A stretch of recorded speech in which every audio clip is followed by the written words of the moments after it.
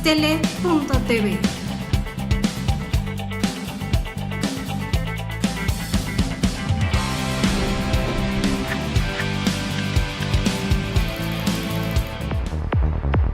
Si yo fuera servidor público. Un programa de análisis, participación e información ciudadana.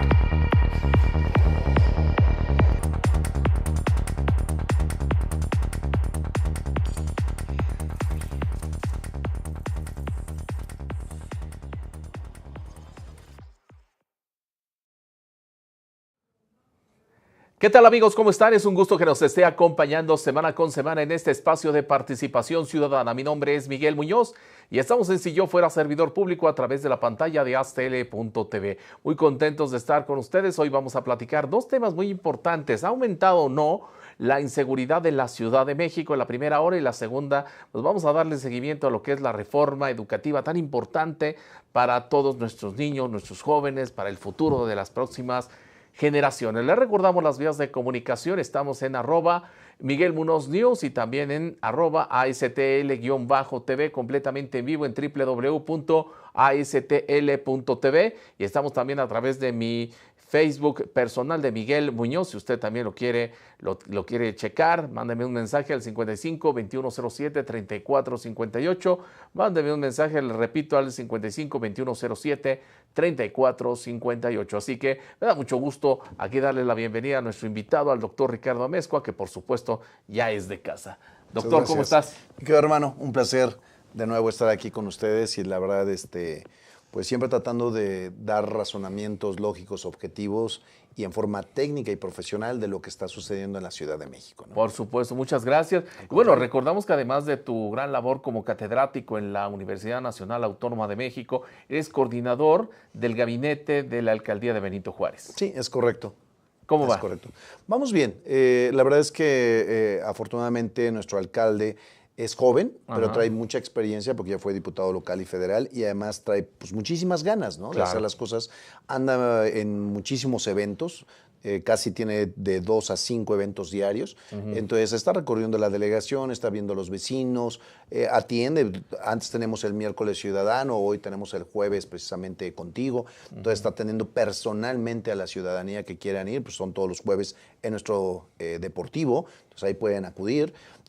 También estamos haciendo recorridos por calle, y en el tema de la seguridad ahorita platicaremos las acciones que se están implementando porque son muy buenas acciones para tratar de contrarrestar lo que está sucediendo en todo el país y en específico en la Ciudad de México. Y pues no estamos metidos en una bola de cristal a Benito Juárez, ¿no? Obviamente Claro.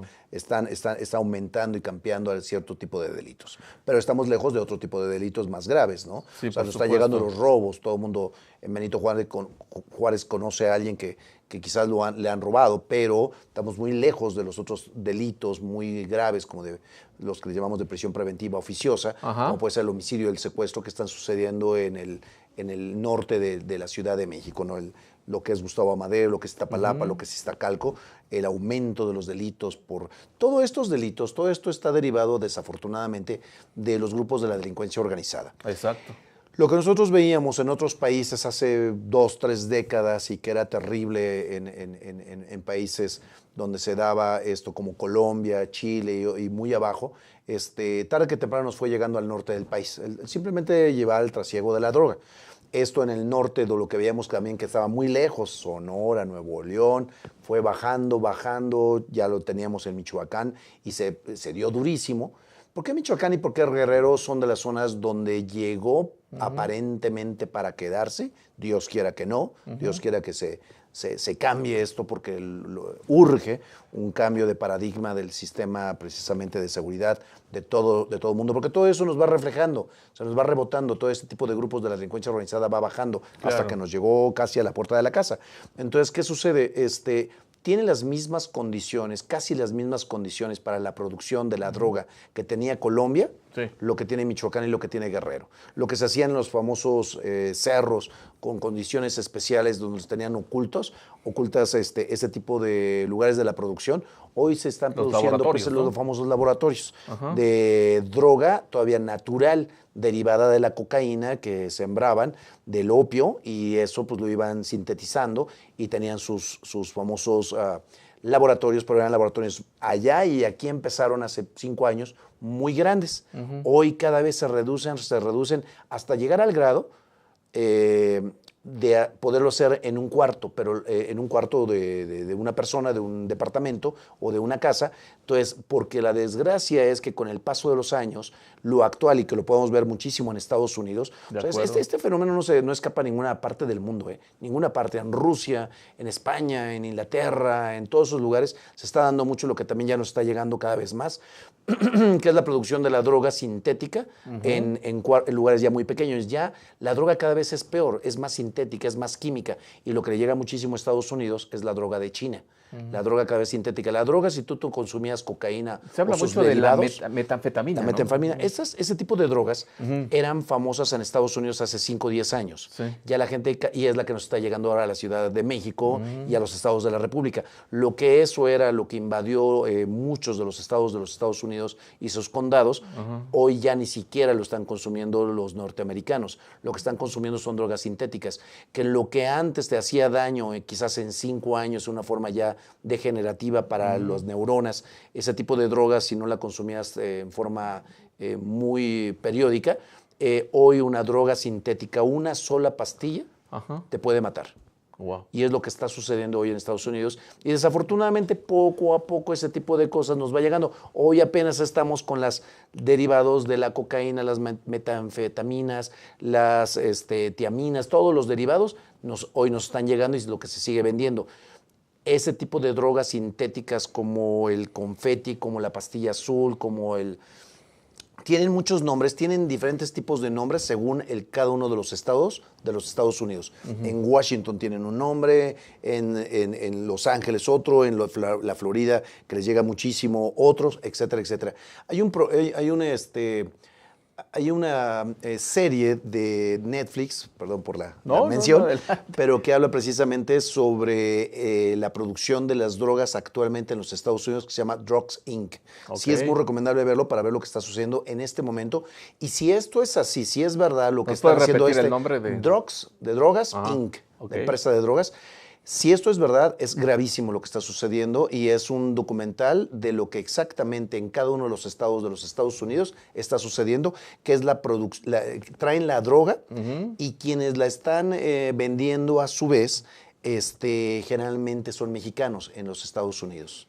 Por eso es que también no somos nada bien vistos, hay que decirlo así, y los mayores consumidores, pues obviamente son los norteamericanos. Claro. Entonces, claro, pues ellos, la verdad, desde hace muchos años la han venido consumiendo y la producción está llegando de drogas sintéticas de China, muy baratas, y que la consume la gente que está en la calle, y entonces por eso empezamos a ver cada vez más casos terribles donde la gente que se está inyectando o tomando esas pastillas, y más los jóvenes, en las famosas fiestas que ellos hacen de los reggaetones y en todo ese tipo de canciones que utilizan, donde utilizan mucha música muy fuerte en los antros, que les llamamos. Alteran, ¿no? Los altera muchísimo, y con el alcohol y con esa droga, desafortunadamente no saben ni lo que están consumiendo. Llega un dealer, se los vende, que ya hay casi en cada esquina, de cualquier lado, inclusive Washington tiene un grave problema, donde está la Casa Blanca, pero en muchos de los Estados Unidos se está pasando eso.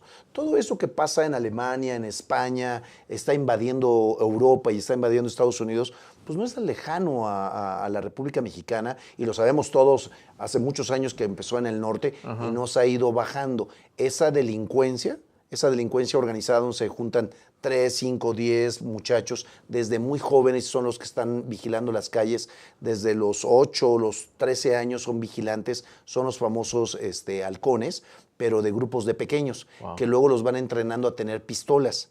Entonces a los 12, 13, 14 o 15 años, ya son conocedores de todo, ya son sicarios, y además pues eso ya se está dando ya en las alcaldías, en todas las alcaldías, principalmente en las que vienen del lado de Cuernavaca, que son Xochimilco y Tláhuac, pues está el cártel de Tláhuac, y también los que vienen desde Puebla, donde viene y baja la droga, que es el de Tepito. Y la guerra entre estos dos carteles, pues es una cosa que hoy ninguna autoridad la podría desconocer. Lo vemos todos los días, ¿no? Muy bien, aguántame tantito, vamos Claro, a la sí. primera pausa. Estamos aquí en Si Yo Fuera Servidor Público a través de la pantalla de aztl.tv. Regresamos.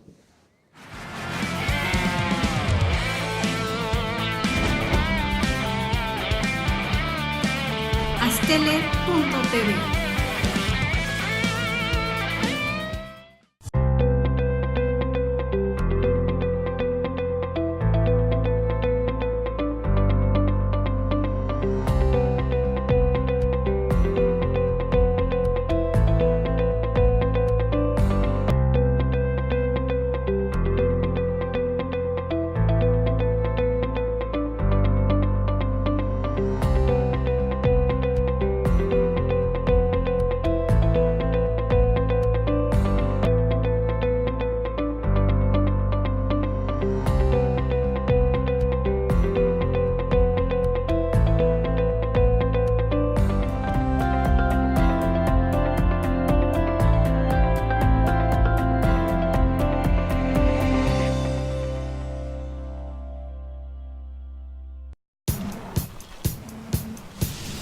Para cuando sudamos la camiseta.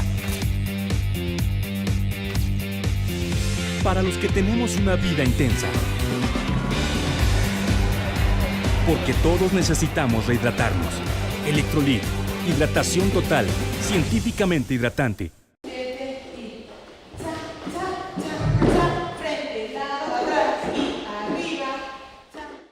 Para mí el baile es como una terapia porque me ayuda a relajarme, a desestresarme y a sentirme mejor. Cuando era estudiante estuve becada por el taller de baile y al terminar la licenciatura me ofrecieron quedarme como maestra de danza y acepté de inmediato. Más que un trabajo, lo veo como una forma de regresarle a la institución el apoyo que en algún momento me brindó. Estudié psicología porque siempre me ha gustado ayudar a las personas que están a mi alrededor. Actualmente estoy haciendo una investigación con cuidadores primarios de pacientes con cáncer y esta experiencia me ha llevado a plantearme nuevos horizontes en lo profesional. Soy Carla Fernández y uní la psicología y la danza para ayudar a que la gente se sienta mejor. UNILA es más.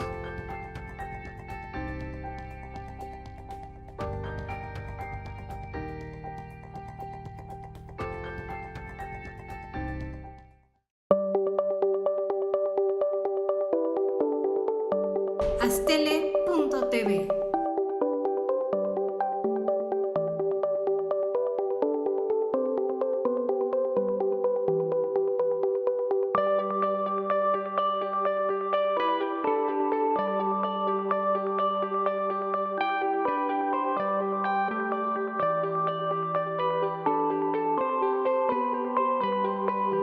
aztl.tv.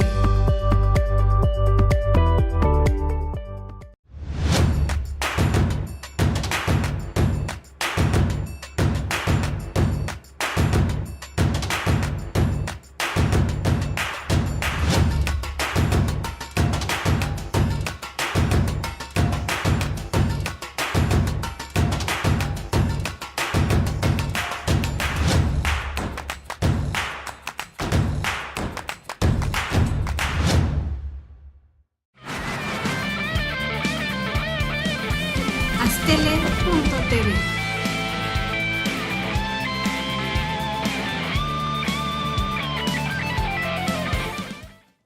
Bien, ya estamos de regreso aquí en Si Yo Fuera Servidor Público a través de la pantalla de aztl.tv. Muy contentos de seguir en este espacio hablando si hay o no esos altos índices de inseguridad que se habla inclusive mucho a través de las redes sociales. Y lo comentamos antes de entrar al aire, mi querido doctor. Sí. A ver, yo no sé si es casualidad o no, una serie de hechos que han sucedido y que se han denunciado a través de los medios de comunicación, se han informado, a través de redes sociales nos enteramos de una gran cantidad de incendios, por ejemplo, de alertas en algunos edificios importantes, de los más altos que tiene la Ciudad de México, ¿Cómo no? De que ha habido muchos homicidios y que nos enteramos a lo mejor de manera unitaria, pero sumados. Sí, claro. Pues, Aparentemente son hechos aislados, pero ya si los estudias desde un punto de vista criminógeno, podría ser alguna cuestión más allá de la casualidad. Este incendio en Conagua la semana pasada, un edificio enorme enfrente de la universidad. Yo iba saliendo de dar clases y pues era impresionante ver quemarse un edificio de esa tecnología y que nadie se haya dado cuenta de que estaba sucediendo eso. Eran 3 pisos los que se quemaron, fue demasiado antes de que se dieran cuenta. Sí, claro. Nadie avisó, nadie se dio cuenta. ¿Cómo es posible que no atacaron de inmediato en forma interna el incendio? Entonces ahí es donde cuando vas armando todo este tipo de cuestiones es complicado pensar que no es un hecho aislados o naturales, es muy complicado. Esto que pasa en otras partes también, pero que cada vez nos está pasando más de este tipo de circunstancias, pues normalmente lo hace son formas de espantar a la ciudadanía, son formas, muchas ocasiones, precisamente de solicitar algunas cuestiones que básicamente en forma muy claridosa dicho, pues son los grupos de la delincuencia organizada, donde pueden estar pidiendo algunas situaciones de que los dejen de perseguir, que los dejen de investigar, que tienen personas detenidas y empiezan a amenazar y empiezan a realizar este tipo de acciones. Entonces, hay que empezar a tener ya no se puede ver a la delincuencia actual. O sea, si esto es así, si la delincuencia ya es mundial, nacional y además por cada una de las ciudades y de las alcaldías, tenemos en que la delincuencia cada vez, por eso se llama delincuencia organizada, porque cada vez están teniendo grupos donde manejan mucho dinero y donde hay que pegarles a los grupos es en el dinero, en sus cuentas bancarias, en los aseguramientos, en hacer precisamente embargos desde el origen que sean detenidos. O sea, hay que pegarles en el dinero, pero cada vez tienen más dinero. Deja mucho dinero la producción de este tipo y la venta de este tipo de drogas y todo lo que conlleva, porque cuando ya hay grupos de delincuencia organizada metidas precisamente en ese tipo de venta y compra y trasiego de la droga, siempre tienen que ver con otro tipo también de delitos. Generalmente viene aparejado porque si el grupo no puede estar todo el tiempo nada más comprando, vendiendo y llevando la droga. Normalmente se detienen un tiempo para, pues, si son perseguidos, y van deteniéndose para ir midiendo cómo están las autoridades, si lo están persiguiendo, si lo están viendo, si lo están enjuiciando. Entonces se detienen, pero no se detienen a descansar. Realmente un grupo de 3, 10, 100 o más personas organizados en alguna, como les llaman en sus famosas zonas de venta y de compra, porque se van dividiendo y cuando muere uno o detienen a uno de los líderes, empiezan de nuevo la guerra para volver a agarrar las famosas plazas. Entonces, eso es lo que está pasando muchísimo, la guerra de las plazas entre 2 alcaldías que eran las salidas a la Ciudad de México, que era la salida, como decíamos, precisamente de la México-Puebla y para Chalco y Valle de Chalco, pero se cruzan con la de Tláhuac, porque llega un momento que tienen en medio los famosos canales. Y entonces ahí es donde llegan, no la traen por las calles normales, las van trayendo por lugares ocultos, y es donde se encuentran los grupos y donde empieza a haber conflicto por agarrar las plazas. Pero esos grupos, cuando se llegan a pelear o cuando ya se espanta la gente y se quiere salir, pues generalmente no se dedica a trabajar ni a estudiar. Esos grupos 3, 5, 10 que llegan a salir, se quieren ir o en sus ratos libres, o cuando no tienen nada que hacer o para entrenarlos, desafortunadamente se van a varios lugares, alcaldías, otras distintas, para tratar de realizar este tipo de muchos delitos, entre ellos 5 básicos que platicábamos, que es el robo a casa-habitación, el robo a transeúnte, el robo a vehículos, a todo lo que son vehículos y autopartes, el robo a negocios y la extorsión de los negocios, llegar y pedir directamente dinero. Y hemos estado viendo casos en el centro de la Ciudad de México, que está pegadísimo a este tipo de grupos, porque pues, está muy cerca, como sabemos, la Unión Tepito, donde está precisamente, que se acuerdan no hace mucho, la muerte de uno de sus líderes, donde llegaron vestidos de mariachis, ahí en la famosa plaza esta de donde están todos En los Garibaldi, mariachis, sí. el famoso Garibaldi, no tiene mucho. Y efectivamente la semana pasada empezaron a matar a 3 o 4 gentes que son dueños de joyerías o de negocios Sí. aquí en el centro. Entonces cada vez van dando golpes porque no le están dando el derecho de piso. Pero esas cosas que veíamos en el pasado en las películas, ya las tenemos aquí. Sí. Entonces tenemos como ciudadanos y también las autoridades que empezar a tener inteligencia, tenemos que atacar esos factores. Se están haciendo en muchas formas, pero creo que todavía vamos lento. ¿Cómo ves la coordinación que ha habido entre el gobierno, hablando de manera particular, el Sí. gobierno de la Ciudad de México y las alcaldías? Obviamente tú tienes un termómetro muy importante por estar en Benito Juárez y más, Sí, claro. y más aún porque, quieras o no, pues, esto también es política Sí. y ustedes son una alcaldía de oposición. Entonces, Correcto. creo que tienen como que el panorama más claro en ese sentido. Sí, totalmente. Ajá. Mira, independientemente de la oposición, porque esos son en campañas, pero en el momento de la chamba Sí. y más hablando de temas de seguridad, la verdad, hasta la gente que trabajamos en la Benito Juárez y nadie nos escapamos de ser víctimas de la delincuencia. Sí, Todo exacto. mundo, conocidos o amigos, gente que trabaja ahí, dicen, ahora me asaltaron cuando venía en la pecera, cuando venía en el metro, cuando venía en el vehículo, cuando estaba en mi casa. Eso es en todos lados. Está sucediendo. Tenemos gente que trabaja dentro de la alcaldía, pero que vienen de todas las alcaldías y hasta del Estado de México, y no hay alguien que no nos haya contado Nadie alguna. se salva. Y nadie se salva. Entonces, esto es una cuestión que nos tenemos que unir todas las autoridades para atacar esto, para que no nos rebase. Hay un punto muy importante de por qué todo esto aumentó. O sea, por qué de la nada empezó a aumentar. No, aquí no es tanto de que acabó un sexenio, un trienio, y de repente, como ya entró no sé quién, ya se vino. No son cuestiones así coyunturales. Tienen razones científicas de materia penal o criminalística muy certeras. Una de ellas, ¿cuál es? En el momento del famoso que hemos platicado, el sistema penal acusatorio, cuando entra el famoso sistema penal, hay un punto que es el famoso quinto transitorio de la reforma penal constitucional, donde venían los transitorios de la publicación de esta reforma las posibilidades de que personas que estaban ya detenidas y juzgadas o no habían sido juzgadas podrían llegar a tener un cambio de su situación de la prisión de libertad. O sea, cuando les habían privado de su libertad, que hoy le llamamos las medidas cautelares, que están reguladas en el 155 del Código Nacional de Procedimientos Penales. Entonces podían hacer un cambio de su situación jurídica y miles, pero miles, se habla de alrededor de 15,000 personas, casi la mitad de los que estaban detenidos salieron aprovechando estas ventajas de la ley, que realmente la ley no te es aplicable en perjuicio, pero sí en beneficio. La retroactividad de la ley sí es en perjuicio, aprovecharon el quinto transitorio y en ese momento salieron miles de personas que estaban privadas de su libertad porque no tenían sentencia y aprovecharon este cambio de situación jurídica o porque tenían sentencias y pidieron preliberaciones. Estas personas, la pregunta sería, porque no hay, y esa es una desgracia, que no tenemos un estudio del sistema penitenciario de la Ciudad de México o de los estados de la República.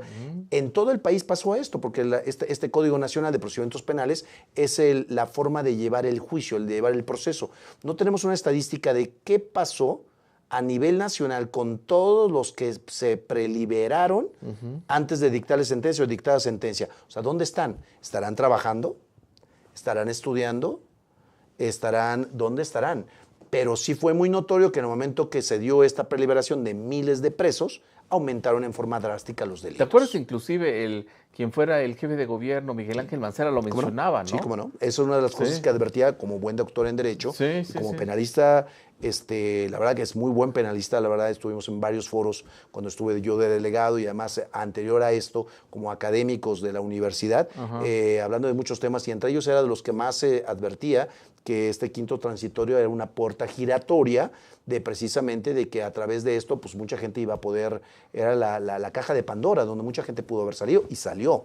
Entonces, creo que si se hubiera hecho con ciertas medidas de ver, vas a salir, pero vas a tener que seguir viniendo periódicamente, vamos a ver dónde vives, vamos a ponerte brazaletes, vas a tener que pagar una fianza, vas a tener que hacer la reparación del daño. O sea, medidas cautelares que hoy se tienen en el nuevo sistema. Bueno, que vayan a un programa. Saber dónde ¿no? están, un programa. Esto también es una cosa importante. A ver, Y eso también pasa en Estados Unidos y muchas partes del mundo, en España, en Chile, que son de las partes con el sistema penal más avanzado, y principalmente Colombia, pues después de todo lo que sucedió con la droga, con los famosos cárteles de Medellín y de Cali, de todos ellos, ellos avanzaron muchísimo en los sistemas penales y llevan muchos años, llevan 10, 20 años. Aquí llevamos, la verdad, pocos años. En la Ciudad de México vamos apenas para 3 años, donde se inauguraron, muy poquito. Nos decían cuando fuimos algunos maestros de la Universidad de Harvard que cuando menos para que se pudiera aterrizar el sistema acusatorio bien en la Ciudad de México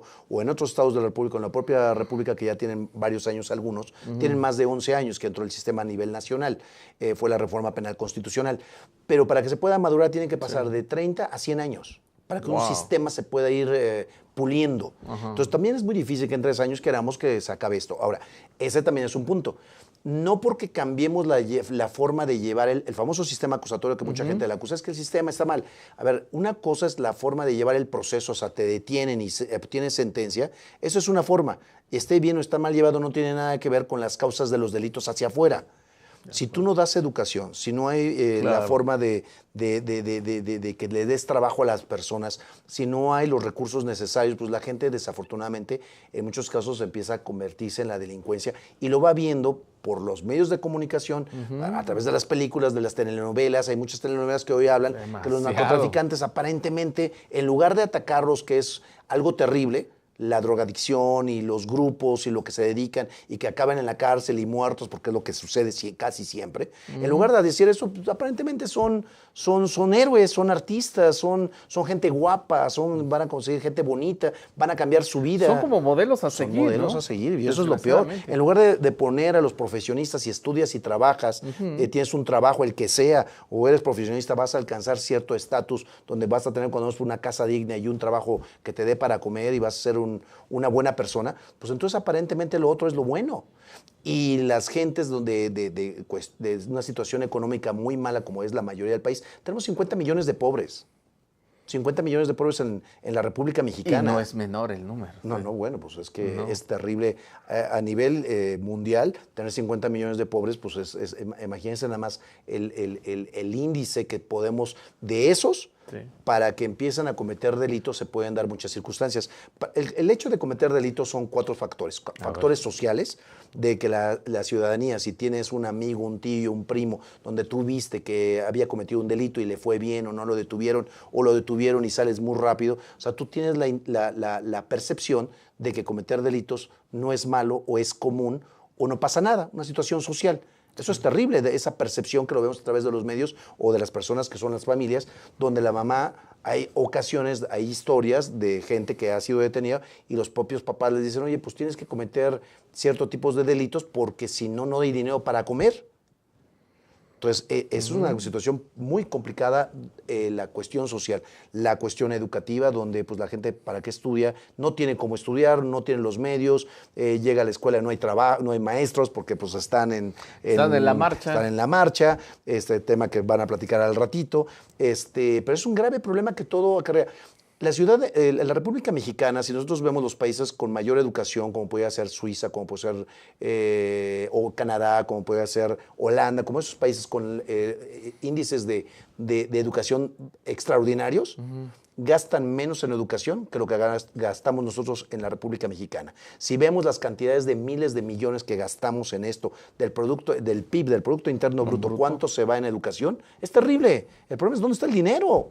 Sí, no lo vemos. No lo vemos, no vemos el dinero. Si no es que se gaste poco, el problema es que a dónde se gasta, a dónde se va el dinero. Sí. Esos son los problemas. Entonces, nuestra mayoría de las personas en la República Mexicana no tienen la posibilidad de tomar educación, no les dan facilidades. Si van los niños desde pequeños y no les dan de comer, o sea, ¿cómo va a estudiar un niño que no tiene ni un taco en el estómago? Y que además tiene que cruzar un río, una montaña para llegar a la escuela. Y por fin llega sin comer y el maestro está en la marcha. Sí. Aguántanos tantito. Vamos a la siguiente pausa. Estamos aquí en Si Yo Fuera Servidor Público a través de la pantalla de Aztele TV. Regresamos.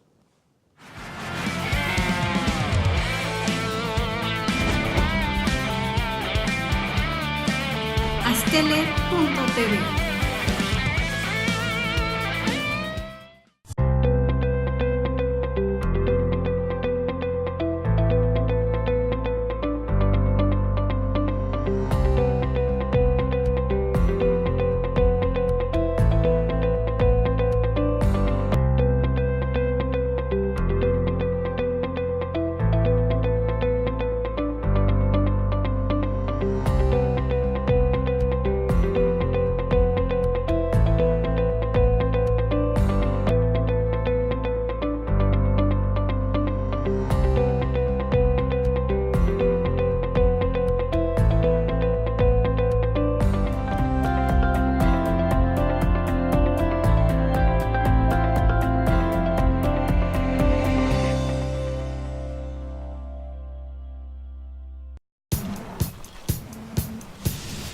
para cuando sudamos la camiseta. Para los que tenemos una vida intensa. Porque todos necesitamos rehidratarnos. Electrolit, hidratación total, científicamente hidratante.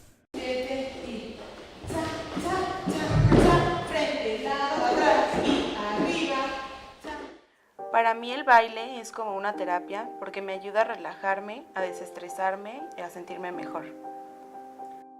Cuando era estudiante estuve becada por el taller de baile y al terminar la licenciatura me ofrecieron quedarme como maestra de danza y acepté de inmediato. Más que un trabajo, lo veo como una forma de regresarle a la institución el apoyo que en algún momento me brindó. Estudié psicología porque siempre me ha gustado ayudar a las personas que están a mi alrededor.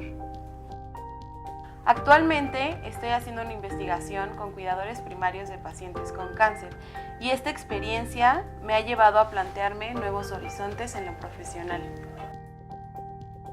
Soy Carla Fernández y uní la psicología y la danza para ayudar a que la gente se sienta mejor. Unila es más.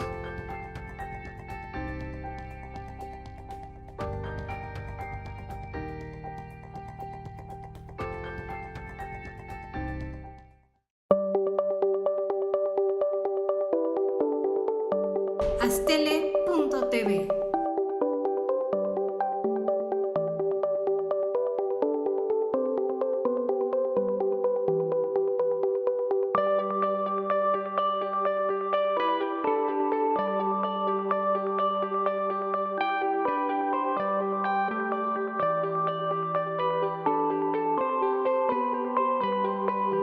Astele.tv.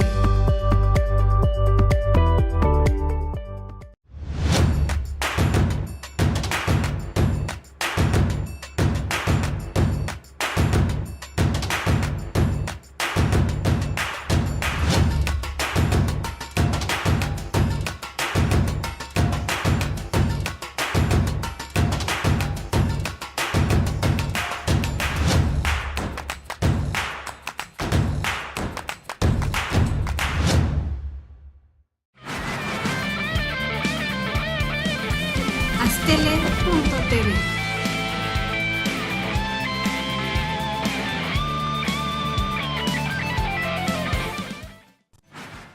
Bien, ya estamos de regreso aquí en Si Yo Fuera Servidor Público a través de la pantalla de Astele TV, platicando con el doctor Ricardo Mezco acerca de si ha subido o no la inseguridad en la Ciudad de México. Entonces, bueno, para ir aterrizando un poco el tema, Claro. Entonces, ¿ha subido? Ha subido muchísimo. Ha subido. Ha subido muchísimo. Y son cifras que hoy en diversos medios, no hoy, o sea, en estos días de un mes a la fecha, Sí. se han estado hablando donde las tenían muy disfrazadas los gobiernos pasados de la Ciudad de México. Es real. Es real Ah. que se habían disfrazado, sinceramente.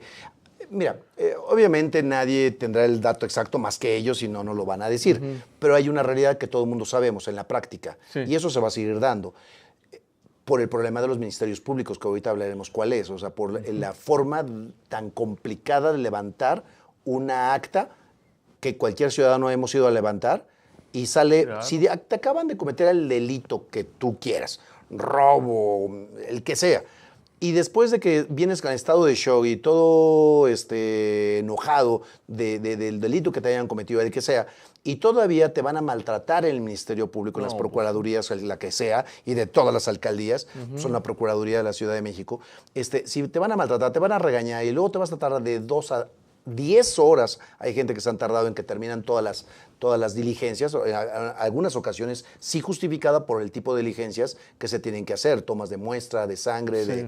de lo que tú quieras. Pero en realidad, pues es muy complicado. Entonces, por eso la cifra negra que existen de los delitos, pues es enorme. Es enorme. Se habla y en libros, más en autores muy, muy reconocidos en el mundo, principalmente en la República Mexicana, donde precisamente solamente de los delitos se denuncia el 20%. De acuerdo. El otro 80% no tiene ganas, no tienen ni... A ver, si te acaban de robar en tu casa, un robo a casa-habitación, y después de unas horas va a venir peritos y policía de investigación a ver y te van a preguntar de dónde salió el cuadro, las joyas, el dinero. Te empiezan a cuestionar como si tú fueras el que cometió el delito. Y te empiezan a investigar y te empiezan a preguntar dónde tienes y en qué banco y todo. Te empieza a dar más miedo que el robo que te acaban de cometer. Sí, claro. Entonces, pues la gente ya no lo vuelve a hacer una segunda ocasión. O te roban en el típico alto, te roban tu celular, te roban... Lo que roban hoy en la Ciudad de México es... Celulares. Primero te piden el reloj, luego el celular y la cartera. Y las carteras, si tú quieres ir a un centro comercial y gastarte lo de tus tarjetas en un día, no puedes. Porque se detienen en cierto monto, te empiezan a hablar, es unas situaciones irregulares. Una persona que te acaba de robar en una hora te vació las tarjetas. ¿Cómo lo hizo? ¿Quién sabe? Bueno, obviamente como lo hizo, tienen gente que mandan de inmediato el número interno, los pasan por escáner, la famosa chillona, es un aparato como del tamaño de un celular grande, lo pasan el aparato, que eso lo hacen también en las gasolineras y en muchos lados donde se... tratan de detectar como las terminales ya móviles que venden, ¿no? Las terminales, efectivamente. Así, ¿no? Y entonces, con esos números, empiezan en diversos lugares a mandarlas, con los plásticos las imprimen, con las computadoras imprimen y empiezan a consumir en diversos lugares. Pero tienen gente que las sigue pasando y las sigue pasando y las sigue pasando hasta que te las vacían. Qué bárbaro. No es una casualidad, tampoco es una casualidad que cuando la gente sale del banco, ¿por qué quien no saca dinero o quien lleva muy poco dinero nunca lo atracan? ¿Por qué nunca lo atacan o le quitan las cosas? ¿Por qué al que lleva bastante dinero van directo sobre él? Pues hay cosas ahí que están evidentemente en confabulación. Hay una colusión desde el banco, que hay mucha gente que puede trabajar en el banco y que también puede ser amenazada a su vez, ¿no? Sí, por supuesto. Entonces, si tú no me presentas a tal persona tanto dinero tales días o en tanto tiempo, te mato, esto y el otro, etcétera.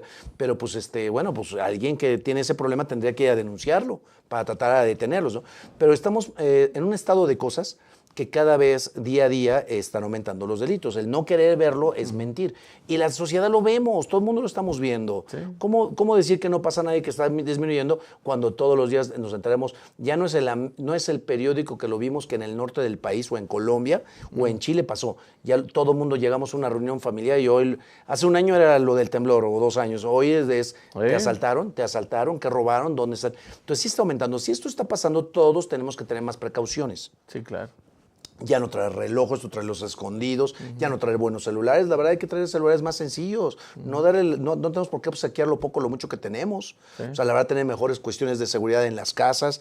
Tenemos que tener policías, principalmente la seguridad general, policías más preparados. En la alcaldía Benito Juárez, precisamente, se contrataron a muchísimos policías más y se les están dando estos cursos especializados sobre control de detención en flagrancia y sus modalidades. Que eso ya depende de ustedes, ¿no? Sí, no. ¿Alguna parte? La seguridad depende de la Secretaría de Seguridad Pública. Okay. Esos son los que nos deben de cuidar a todo mundo.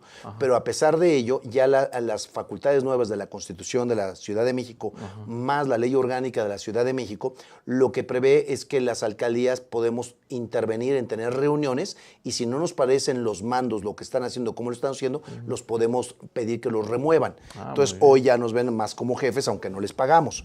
Pero a pesar de ello, como vemos que la delincuencia va en una margen en aumento exponencial, pues se contrataron muchísimo más policías. Mucho del presupuesto que se estaba utilizando para otras cosas, pues se está metiendo. Yo prefiero más policías y mayor seguridad que banquetas más planas. Y no las hemos descuidado hasta la fecha. Claro. Pero si lo que es necesario es más seguridad, se está haciendo. Las típicas cuestiones que se hacen en todos lados y otras ya con inteligencia que ahorita platicaremos. Muy bien. Vamos a la siguiente pausa. Estamos aquí en Si Yo Fuera Servidor Público a través de la pantalla de aztl.tv. Regresamos.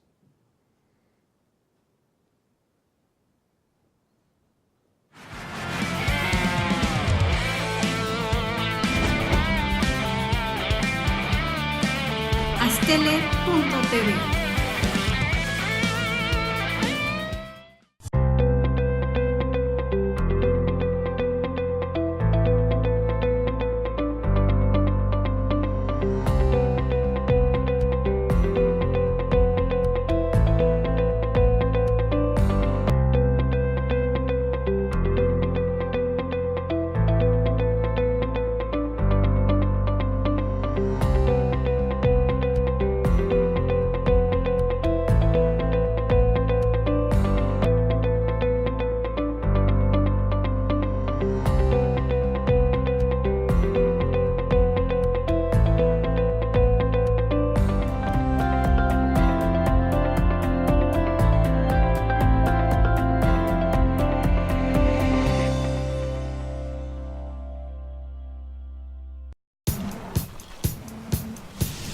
Para cuando sudamos la camiseta. Para los que tenemos una vida intensa. Porque todos necesitamos rehidratarnos. Electrolit, hidratación total, científicamente hidratante.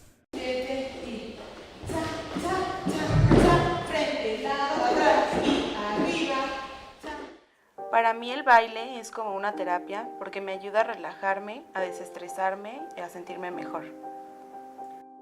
Cuando era estudiante estuve becada por el taller de baile y al terminar la licenciatura me ofrecieron quedarme como maestra de danza y acepté de inmediato. Más que un trabajo, lo veo como una forma de regresarle a la institución el apoyo que en algún momento me brindó. Estudié psicología porque siempre me ha gustado ayudar a las personas que están a mi alrededor. Actualmente estoy haciendo una investigación con cuidadores primarios de pacientes con cáncer y esta experiencia me ha llevado a plantearme nuevos horizontes en lo profesional. Soy Carla Fernández y uní la psicología y la danza para ayudar a que la gente se sienta mejor. UNILA es más.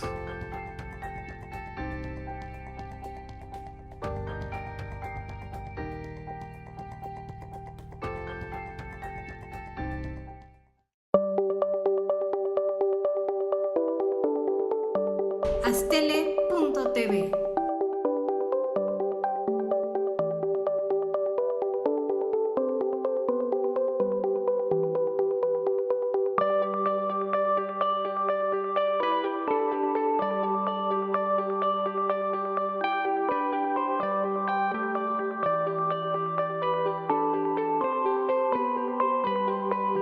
Astele.tv.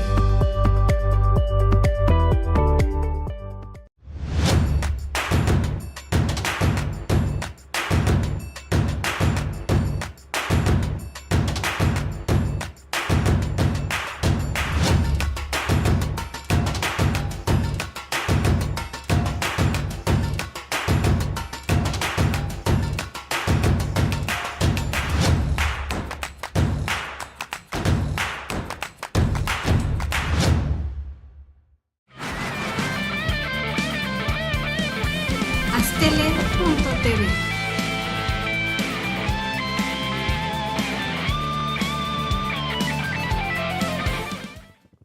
Bien, ya estamos de regreso en la última parte de Si yo fuera servidor público a través de la pantalla de Astele TV, platicando con el doctor Ricardo Amezcua acerca de los índices de inseguridad que han aumentado en la Ciudad de México. A ver, en estos últimos minutos, doctor, pues yo sé que el tema es amplísimo, pero bueno, por lo menos tenemos luces muy importantes que te agradecemos mucho que nos estés compartiendo. Pero yo sé que el tema de la Guardia Nacional no podemos excluirlo porque todo va junto con pegado. Totalmente. Y el anuncio que da el presidente Andrés Manuel López Obrador hoy en Palacio Nacional no es menor. Da a conocer quiénes van a ser los encargados de esta Guardia Nacional, que son militares, que son gente había, parece, alguno retirado. Sí, y un retirado y hay una... los tres perfiles principales, principalmente el que va a quedar encargado... Tenía 12, ¿no? Dice que tiene 12, ya amigos que soy del Colegio de Doctores en Derecho y académico y tengo yo varias especialidades, tengo 6 especialidades, etcétera, etcétera. Nos hicimos la cuenta que si tiene 50 años... Pues creo que empezó a estudiar el doctorado a los 3 años. ¿Cuándo empezó? ¿No? Pero bueno. Pero bien, qué bueno que tengan buen perfil, porque había pasado totalmente lo contrario. Ojalá lo tenga, o tenga cuando menos uno, pero la cosa es que precisamente ya es gente que ya no es el típico que han metido en otros cargos, donde no tenían ni idea de lo que estaban hablando. Entonces, si los tiene, ya se tenga uno o tenga muchos, pues mejor todavía, bienvenido. Aquí hay un punto, Toral. El problema es que la ley, la que se aprobó por todos los partidos, pues era que tenía que ser una persona de la sociedad civil. Era un civil, no era un militar. Entonces, a pesar de que hacen las leyes que se les pegue la gana, pues también ponen a quien se les pegue la gana. Y lo hemos visto en muchos puestos, entre ellos de los ministros. Oficialmente lo que estamos viendo es de que se hace la propuesta. Sí. Pero finalmente si no pasa, sabemos que va a pasar. Van a mandarla y si no pasa, pues entonces imponen. La vuelven a mandar como la Corte. Sí, y la tercera es la imposición. Pero bueno, mira, son gente que sí le sabe. Creo que lo plausible hubiera sido algo... en realidad aquí hay 2 puntos de vista y se dividen los académicos y las doctrinas como todo. Lo que estamos viviendo es una guerra. Si estamos en una guerra, pues necesitas militares. La otra pregunta, pues sí, nada más que si hay guerra, pues tendríamos que tener reglas especializadas Claro. y entonces sí podría sacar, pero entonces tendríamos que estar atrincherados, tendríamos que tener cuestiones de que a cierta hora ya no nadie saldríamos, o sea, ya tenemos una situación terrible que no hemos llegado, gracias a Dios, a ese estado de cosas. Entonces, si no hemos llegado a ese estado de cosas, ¿cómo vamos a militarizar a la policía? Los militares tienen un perfil de estudio para la guerra para matar. Donde es muy difícil, si tú ves al enemigo y lo vas a matar, respetarle sus derechos humanos, pues es simplemente legítima defensa. Claro. Todo el tiempo. Entonces, aquí el problema es que si estuvieran los militares atacando directamente gente que ya le está atacando, delincuencia organizada, pues se podría pensar que es lo plausible. El problema es cómo van a saber ellos, como militares, quién es delincuencia y quién es un civil normal que quizás no está cometiendo ese tipo de delitos. O sea, es muy complicado cambiarles el perfil psicológico a quien ya es militar y se le enseñó desde joven hasta la edad que tengan, teniendo una carrera militar, que hoy la forma de cometer las cosas va a ser distinta. Y al revés, a quien ha tenido una preparación para los policías federales, donde hay un respeto a los derechos humanos, que ahora van a tener una preparación militar. Entonces es una combinación como de Frankenstein, de un policía muy raro que se cambia un día el sombrero y el otro día se pone el otro y todo. Es muy complicado. Pero bueno, ya estando las cosas así, porque ya son ley y ya fue nombrado, Sí, claro. pues esperemos que en realidad se estén practicando las diligencias y todo el tipo de instrumentos e inteligencia que van a hacer con respeto a los derechos humanos, ¿no?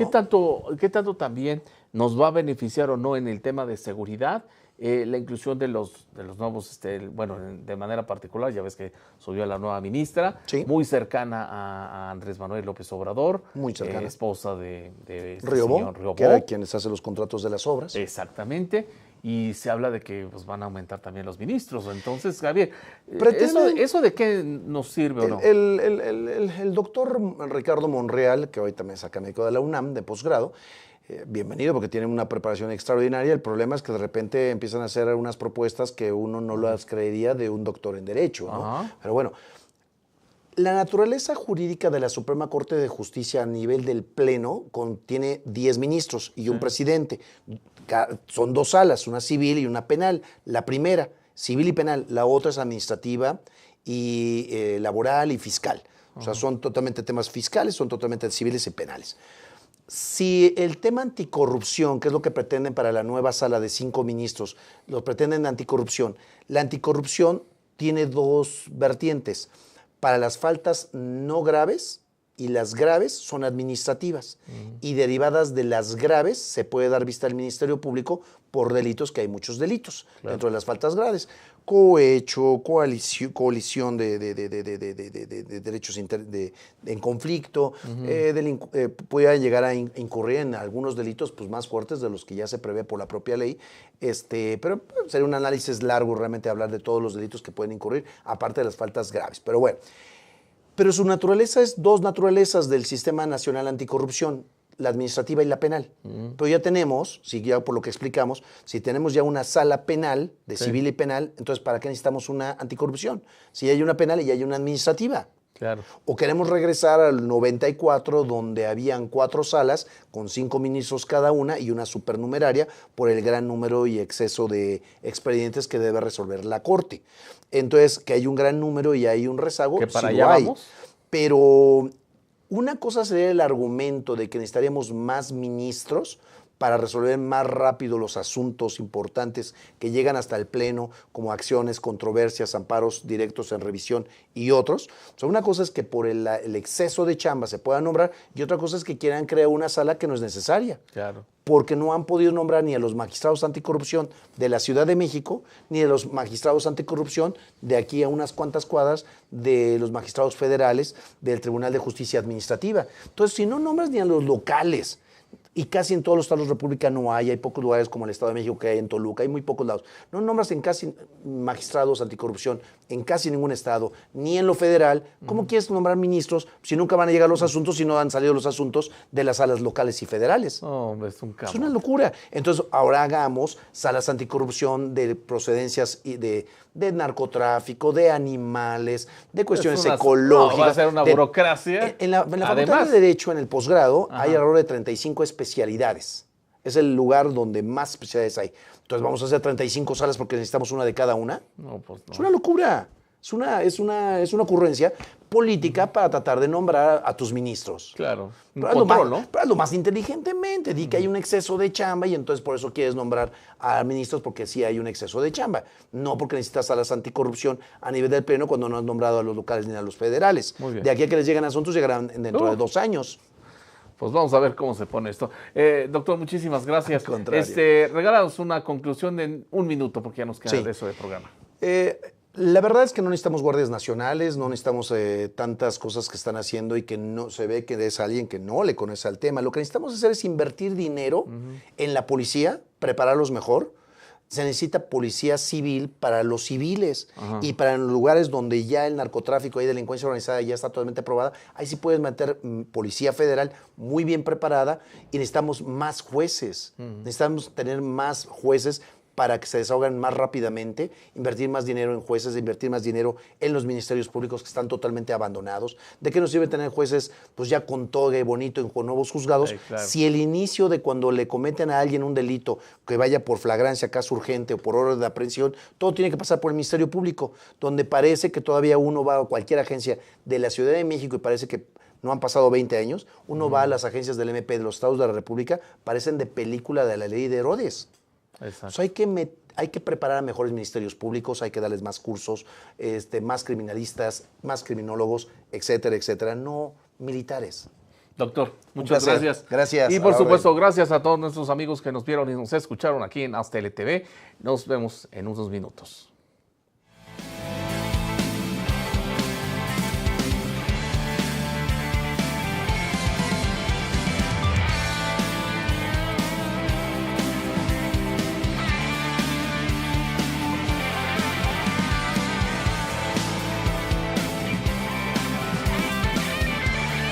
Astele.tv